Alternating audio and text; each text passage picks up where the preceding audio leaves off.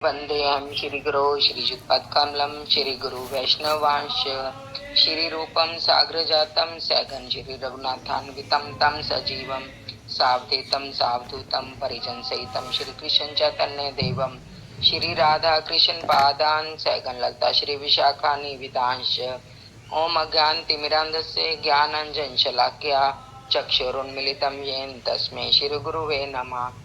गुरुवे गौरचंद्राय राधिकाय तदालय कृष्णाय कृष्ण भक्ताय तद्भक्ताय नमो नमः। नमो विष्णुपदाय कृष्ण प्रेष्ठाय भूतले श्री श्रीमद् श्री भक्ति वेदांत श्री श्रीधर गोस्वामी नामिने। नमो ओम गुरुदेवाय धीमते सौम्य मूर्तये श्री श्रीमद् भक्ति रूप सिद्धांति परभवेति महात्मने।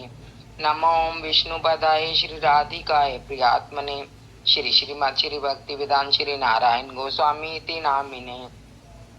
श्री कृष्ण लीला कथने सुदक्षम औदार्य माद्रे गुणस्य युक्तम वरम वरेण्यम पुरुषम महांतम नारायण त्वं शीर्षा नमामि। हे कृष्ण करुणा सिंधु दीन बंधु जगतपते गोपेश गोपिका कांत राधा कांत नमोस्तुते। तप्त कांत हरे कृष्णा कृष्णा कृष्णा हरे हरे हरे राम राम राम हरे हरे। सबसे पहले मैं अपने गुरुदेव परम आराध्यतम श्रीमद् भक्ति वेदांत श्री श्रीधर गोस्वामी महाराज जी के चरणों में दंडवत प्रणाम करती हूँ और उनसे हेतु की कृपा की वांछा करती हूँ। फिर मैं अपने शिक्षा गुरु श्री सुबल सकार प्रभु जी के चरणों में दंडवत प्रणाम करती हूँ। मणिमंजरी दीदी और यहाँ पर सभी को मेरा दंडवत प्रणाम। आज हम जो कथा करने जा रहे हैं वो है भक्ति विमुख एवं वैष्णव विदेशी ब्राह्मणों को दंड। अब निमाई कुछ बड़े हो चुके थे, अतः मिश्र ने उन्हें विद्या अध्ययन के लिए विद्यालय में भेज दिया। उनकी बुद्धि इतनी तीव्र थी कि एक बार सुनने मात्र से ही उन्हें सब कुछ स्मरण हो जाता था। वे अपने से उच्च कक्षा के छात्रों को भी बातों ही बातों में हरा देते थे। ये देखकर सभी आश्चर्यचकित रह जाते थे। विद्यालय से वापस आते समय निमाई अपने मित्रों के साथ गंगा में अनेक प्रकार की जल क्रीड़ाएं करते थे। यदि वे देख लेते कि कोई भक्ति रहित एवं वैष्णव विद्वेषी ब्राह्मण जल में खड़ा होकर सूर्य को जल दे रहा है या मंत्र जप कर रहा है तो वे जल के नीचे नीचे तैरते हुए जाते तथा उसका पैर पकड़कर खींचते हुए उसे गहरे पानी में ले जाकर छोड़ देते।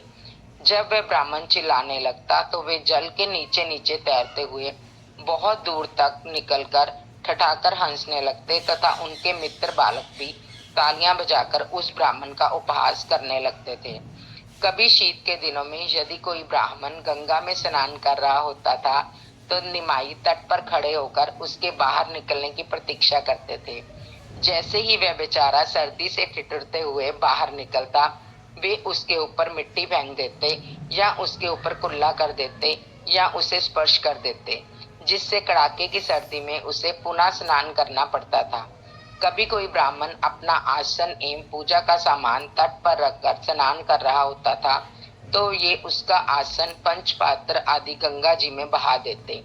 कभी कोई ब्राह्मण गंगा जी में स्नान कर रहा होता था तो ये छलांग लगाकर उसके कंधे पर चढ़ जाते तथा मैं ही शिव हूं कहकर जल में कूद जाते। कभी कोई ब्राह्मण गंगा तट पर शिवलिंग रखकर स्नान कर रहा होता तो ये उसका शिवलिंग ही चुरा लेते थे। कभी कोई ब्राह्मण विष्णु पूजा की सामग्री पुष्प ध्रुवा नैवेद्य आसन आदि तट पर रखकर गंगा में स्नान कर रहा होता तो निमाई उसके आसन पर बैठकर अपने मस्तक पर चंदन लगा लेते तथा फल मिठाई आदि खाकर भाग जाते। और जब वह ब्राह्मण गंगा जी से बाहर आकर ये सब देखकर दुखी होकर हाय हाय करने लगता तो ये थोड़ी दूरी पर खड़े होकर कहते, अरे ब्राह्मण देवता, आप दुखी क्यों हो रहे हैं? जिसके लिए आप ये सब लाए थे उसी ने सब ग्रहण कर लिया। ये सुनकर जब वह ब्राह्मण क्रोध से इन्हें पकड़ने जाता तो ये उसे मुंह चिढ़ाकर हंसते हुए भाग जाते। यद्यपि पाषंडी ब्राह्मणों को प्रभु नाना प्रकार से सताते थे, परंतु वे कभी भी किसी वैष्णव का अपमान नहीं करते थे। मार्ग में किसी वैष्णव का दर्शन करने पर उन्हें आदर पूर्वक प्रणाम करते थे। यदि कभी किसी वृद्ध वैष्णव को गंगा में स्नान करते हुए देखते तो उनके पास जाकर उनकी धोती आदि वस्त्रों को धो देते तथा उनके साथ जाकर संभे उनके वस्त्र तथा लोटा आदि धोकर उनके घर तक पहुंचा आते थे। कभी कभी छोटी कन्याएं गंगा जी की या शिव आरती की पूजा के लिए फल मिठाई आदि लेकर आती, तो निमाई अपने सखाओं के साथ उनके पास पहुंच जाते तथा कहते, अरे शिव मेरा दास है तथा पार्वती मेरी दासी है तथा ये गंगा भी मेरे चरणों की दासी है, अतः तुम मेरी ही पूजा करो, मैं तुम्हें मनचाहा वर दूंगा। ऐसा कहकर उन कन्याओं से पूजा की सारी सामग्री छीनकर फूल माला अपने गले में पहन लेते तथा फल मिठाई आदि अपने मित्रों में बांटकर खा लेते।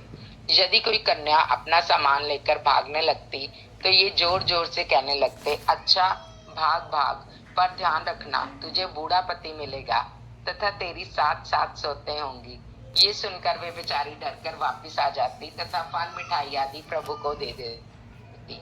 प्रभु भी उसका नैवेद्य खाकर प्रसन्न होकर कहते, अब तुम चिंता मत करना, तुम्हें सुंदर पति मिलेगा। बोलो सचिनंदन गौर हरि की जय। वांछा कल्पतरुभ्यश्च पतितानां पावनेभ्यो वैष्णवेभ्यो नमः।